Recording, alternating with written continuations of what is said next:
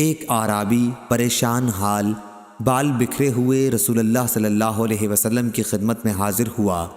اس نے پوچھا، یا رسول اللہ صلی اللہ علیہ وسلم، بتائیے مجھ پر اللہ تعالیٰ نے کتنی نمازیں فرض کی ہیں؟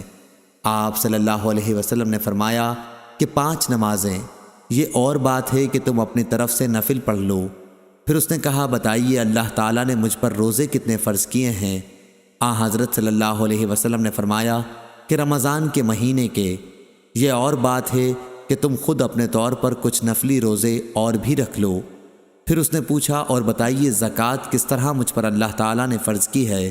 آپ صلی اللہ علیہ وسلم نے اسے شرع اسلام کی باتیں بتا دیں۔ جب اس اعرابی نے کہا، اس ذات کی قسم جس نے آپ صلی اللہ علیہ وسلم کو عزت دی، نہ میں اس سے جو اللہ تعالیٰ نے مجھ پر فرض کر دیا ہے کچھ بڑھاؤں گا اور نہ گھٹاؤں گا۔